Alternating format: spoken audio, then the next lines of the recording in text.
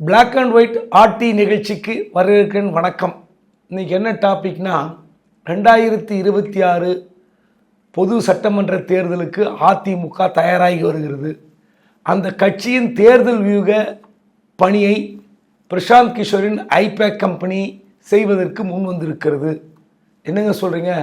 பிரசாந்த் கிஷோர்லாம் தேர்தல் வியூகத்துக்கு இனி வரமாட்டேன்னு சொல்லிவிட்டு பீகாரில் சொந்த கட்சி ஆரம்பித்து தேர்தல் நின்று தோத்தும் போயிட்டார். அவர் எப்படி வரப்போகிறாருன்னு கேட்டிங்கன்னா வந்துட்டாரு, டீல் ஓகே ஆயிடுச்சே. திமுகவை 2021 சட்டமன்ற தேர்தலில் எப்படியெல்லாம் வெற்றி பெற வைப்பதற்காக பல்வேறு தந்திரங்களை டிஜிட்டல் யுக்திகளை செய்து வெற்றி பெற செய்தாரோ அந்த பிரசாந்த் கிஷோரை அதிமுக பிடித்திருக்கிறது. எப்படியோ பிரசாந்த் கிஷோர் வந்துட்டார். ஆனால் அது ரொம்ப கஷ்டமான டீலாக தான் முடிஞ்சிருக்கு. இதில் என்னென்னா, அவர் கேட்ட தொகை 500C. நான் பல கட்சிகளுக்கு வேலை பார்த்தேன், அதனால் இந்த முறை வேலை பார்க்கணுன்னா நான் ரொம்ப பணம் எதிர்பார்க்குறதா சொல்லிட்டாரு. ஆனால் அதிமுகவுடைய பொதுச் செயலாளர் எடப்பாடி பழனிசாமி இந்த டீலுக்கு ஒத்துக்கலை. 500C ஏங்க, அதுக்கு ஒரு 10-15 தொகுதியில் நிச்சயம் வெற்றி பெற்று விடலாம், அப்படி என்ன ஐடியா கொடுத்துட்டு போகிறாரு அப்படின்னு சொல்லி விட்டார். கடைசியில் அவரை எப்படியோ சமாதானம் செய்து, எடப்பாடியை தான் சமாதானம் செய்து பிரசாந்த் கிஷோரை கொண்டு வந்து விடலாம் என்று சொல்லிவிட்டார்கள். அதற்கு மறைமுக தூதராக வேலை பார்த்தவர் யாருன்னு கேட்டிங்கன்னா, அவர் ஒரு பெரிய சர்ச்சையில் சிக்கி திமுகவை சர்ச்சையில் சிக்க வைத்து, விடுதலை சிறுத்தை கட்சியை சர்ச்சையில் சிக்க வைத்து இப்போ கண்டுபிடிச்சிருப்பீங்க யாருன்னு. வேறு யாருன்னு ஆதவ அர்ஜுன் தான் அதிமுகவுக்கு மறைமுக தூதராக ஐபேக் நிறுவனத்தின் பிரசாந்த் கிஷோரை சந்தித்து பேசி இந்த டீலுக்கு ஓகே செய்திருப்பதாக தகவல் வந்திருக்கிறது. இன்னும் கட்சியில் எந்த பொறுப்புமே வகிக்காத ஆதவ அர்ஜுனுக்கு இந்த அசைன்மெண்ட் எப்படி கொடுத்துருப்பாங்க நீங்கள் கேட்கலாம். ஆனால் அதுதான் உண்மை.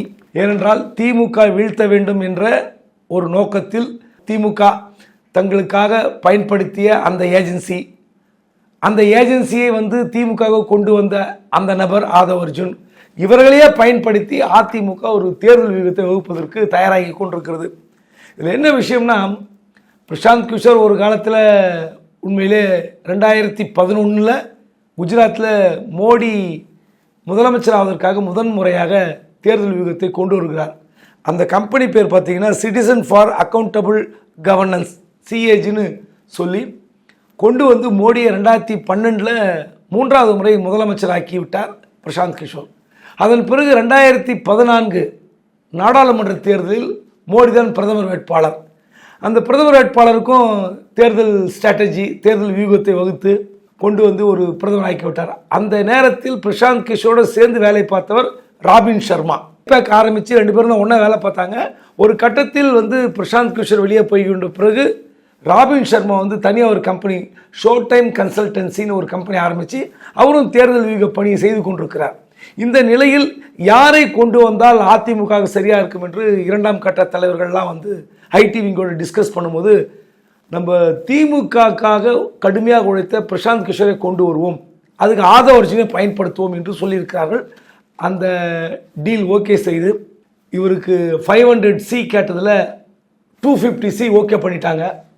இப்போ 280Cக்கு ஒப்புக்கொண்டு இருப்பதாக தகவல். அதில் என்ன விஷயம்னா, பிரசாந்த் கிஷோர் பீகாரில் ஒரு கட்சி ஆரம்பித்து அந்த கட்சி 4 சட்டமன்ற இடைத்தேர்தல் போட்டியிட்டு சொற்ப வாக்குகளை வாங்கி தோற்ற கட்சி. அதாவது ஊருக்கெல்லாம் அட்வைஸ் பண்ணி பிரதமரை கொண்டு வந்தவர், அவரை 3வது முறை குஜராத்தில் முதலமைச்சராக்கியவர், திமுக வெற்றி பெற செய்தவர், மேற்கு வங்கத்தில் மம்தா வெற்றி பெற செய்தவர், இப்படியெல்லாம் பேரும் புகழும் இருந்தாலும் சொந்த கட்சியை ஜொலிக்க வைக்க முடியல அவரால். அப்படிப்பட்ட நபரை மீண்டும் அதிமுக கையில் எடுத்திருக்கிறது. பெரும் தொகை கொடுத்து டீல் ஓகே செய்திருக்கிறது. இதில் முக்கியமான விஷயம் என்னன்னு பார்த்தீங்கன்னா, ஆதவ அர்ஜுனுக்கு எந்த பதவியும் கொடுக்காமலே அவரை பயன்படுத்த அதிமுக தொடங்கி இருப்பதாக தகவல். இதெல்லாம் உள்ளிருந்து வருகிற தகவல் தான். எனக்கு தெரிந்தவரை பிரசாந்த் கிஷோர் அதிமுகவுக்காக செயல்பட வந்தால், திமுகவுக்கு ஏற்கனவே ஒரு ஏஜென்சி இருக்குது. அந்த ஏஜென்சியை ஏற்கனவே பிரசாந்த் கிஷோரோடு செயல்பட்ட ராபின் சர்மா, அவர் தனி ஏஜென்சி வச்சுருக்கார் சொன்னேன், ஷோ டைம் கன்சல்டன்சி. மேபி அந்த ஏஜென்சி ஏற்கனவே இப்போ ஆந்திராவில் சந்திரபாபு நாயுடுக்காக வேலை பார்த்தவங்க, மேகாலயாவில் வேலை பார்த்தவங்க, மகாராஷ்டிராவில் ஷிண்டேக்காக வேலை பார்த்தவங்க, இந்த ராபின் சர்மாவும் திமுக வர வாய்ப்பு இருப்பதாக சொல்கிறார்கள். ஆக மீண்டும் களத்தில் 2 நண்பர்கள் எதிரும் புதிருமாக வேலை பார்க்க போகிறார்கள். திமுகவுக்கு இன்னும் ராபின் சர்மா முடிவாகவில்லை என்று சொல்கிறார்கள். முடிவாகவில்லை என்றாலும் அவங்களுக்கு ஒரு தனி ஏஜென்சி இருக்குது, தமிழ்நாட்டில் தொடங்கப்பட்ட நிறுவனம். அந்த பெண் நிறுவனமும் ஐபேக் நிறுவனம் களத்தில் இருக்க போகிறது. 2026 டிஜிட்டல் பிரச்சாரத்தில் ஒரு கட்சி இன்னொரு கட்சி எப்படி தாக்கி கொள்ள போகிறார்கள், என்னென்ன டைட்டில் வரப்போகிறது, என்னென்ன வித்தியாசமான தலைப்புகளில் பிரச்சாரத்தை யுக்தியை கையாள போகிறார்கள்லாம் சுவாரஸ்யமாக இருக்கும். பொறுத்திருந்து பார்ப்போம்.